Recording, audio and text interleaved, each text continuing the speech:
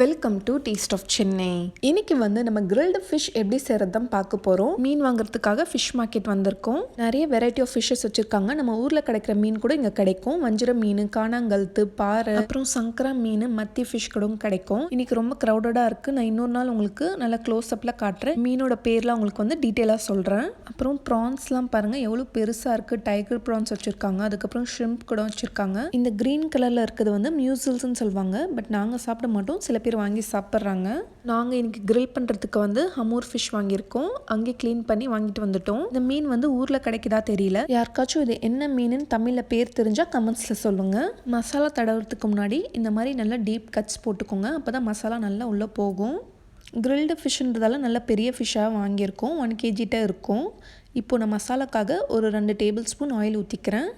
அதுக்கப்புறம் ஒரு 2 table spoon ginger garlic paste. நீங்கள் உங்கள் மீனோட வெயிட்டுக்கு ஏற்ற மாதிரி நீங்கள் மசாலா சேர்த்துக்கோங்க. தேவையான அளவு உப்பு சேர்த்துக்கிறேன். அப்புறம் ஒரு லெமனோட ஜூஸ் சேர்க்குறேன். 1/2 டீஸ்பூன் மஞ்சள் தூள்,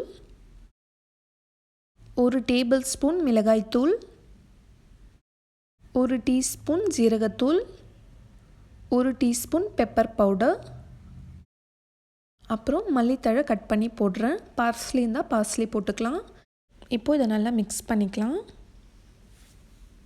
ஏற்கனவே நம்ம சேனலில் Arabic style grilled fish recipe நான் போட்டிருக்கேன். அதுவும் ரொம்ப ரொம்ப சூப்பராக இருக்கும். நான் டிஸ்கிரிப்ஷன் பாக்ஸில் லிங்க் கொடுக்குறேன். நீங்கள் செக் பண்ணி பாருங்கள். இப்போது இந்த மீனில் மசாலா தடவிக்கலாம். நீங்கள் மீன் வாங்கும்போதே கிரில்டுக்குன்னு சொன்னீங்கன்னா இந்த மாதிரி உங்களுக்கு கட் பண்ணி ஓப்பன் பண்ணி தந்துடுவாங்க. நான் ஹமூர் ஃபிஷ்ஷில் செய்கிறேன். உங்களுக்கு எந்த ஃபிஷ் பிடிக்குதோ நீங்கள் அதில் செஞ்சுக்கலாம். எந்த மீன் வாங்கினாலுமே இந்த மாதிரி கட் பண்ணி வாங்கிட்டு வந்துடுங்க. இந்த ஸ்லிட்ஸ் போட்ட இடத்துலலாம் மசாலா நல்லா தடவி விடுங்க. எப்பயுமே மீன் வாங்கிட்டு வந்தீங்கன்னா உடனே இந்த மாதிரி நீங்கள் கிரில்லோ ஃப்ரையோ பண்ணால் ரொம்ப டேஸ்ட்டாக இருக்கும். ஒரு நாள் ஃப்ரிட்ஜில் ஸ்டோர் பண்ணால் பரவாயில்ல. பட் 2-3 நாளைக்கு நீங்கள் ஃப்ரிட்ஜில் ஸ்டோர் பண்ணி யூஸ் பண்ணும்போது அந்த டேஸ்ட் கண்டிப்பாக சேஞ்ச் ஆகும். ஃப்ரிட்ஜில் வச்சாலே இந்த மீனோட டேஸ்ட்டே போயிடுங்க. ஸோ மீன் மட்டும் நான் எப்பயுமே ஃப்ரெஷ்ஷாக யூஸ் பண்ணுறது தான் ப்ரிஃபர் பண்ணுவேன். இப்போ இதை 2 to 3 hours இல்லைனா அட்லீஸ்ட் ஒரு 1 hour மேரினேட் பண்ணி வைங்க. இந்த மாதிரி ஒரு கிரில் பிளேட்டில் ஃபாயில் பேப்பர் போட்டுட்டு மீனை இதுக்கு மேலே வச்சிடலாம். கிரில் பண்ணுறதுக்கு பார்பிக்யூ பண்ணுறதுக்கு இந்த பிளேட் விற்கிது. இப்போது இந்த மீனை எடுத்து இதில் வச்சிடலாம். ஓவன் ஏற்கனவே ஒரு 180 டிகிரியில் ப்ரீஹீட் பண்ணி வச்சுருக்கேன். இப்போது 180 டிகிரியில் ஒரு 20 மினிட்ஸ்க்கு வைக்கிறேன். ஒரு ஓவனுக்கும் டெம்பரேச்சர் டிஃபர் ஆகும். நீங்கள் உங்கள் ஓவனுக்கு ஏற்ற மாதிரி டெம்பரேச்சர் செட் பண்ணி வச்சுக்கோங்க. இப்போ ஒரு சைடு நல்லா கிரில் ஆகிடுச்சு. இன்னொரு சைடு திருப்பி போடணும். இப்படி நீங்கள் திருப்பி போட்டிங்கன்னா அது உடஞ்சிரும். அதனால் இன்னொரு ஃபாயில் பேப்பர் கீழே வச்சுட்டு இந்த மாதிரி நீங்கள் திருப்பி போட்டிங்கன்னா ஈஸியாக உங்களுக்கு திருப்புறதுக்கு வந்துடும்.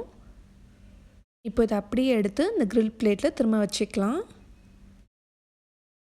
ரொம்ப சூடாக இருக்கும். ஸோ பார்த்து ஹேண்டில் பண்ணுங்கள். மீன் சீக்கிரமாக உடஞ்சி போயிடும். அதனால தான் இந்த மாதிரி திருப்பி போட்டிருக்கோம். இப்போ திரும்ப ஓவனில் ஒரு 10 மினிட்ஸ்க்கு வைங்க. இந்த சைடு சீக்கிரமாகவே குக் ஆயிரும்.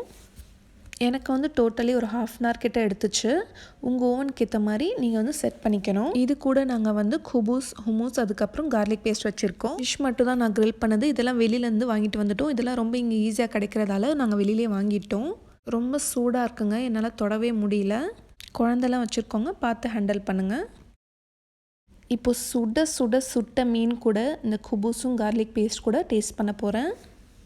எங்கள் வீட்டில் எல்லாருக்குமே கார்லிக் பேஸ்ட்னாலே ரொம்ப பிடிக்கும். வெறும் குபூஸும் கார்லிக் பேஸ்ட் இருந்தாலே நாங்கள் சாப்பிட்ருவோம். அதுவும் இந்த மாதிரி ஒரு கிரில்டு ஃபிஷ் இல்லைனா கிரில்டு சிக்கன் கூட சாப்பிடும்போது சான்ஸே இல்லைங்க.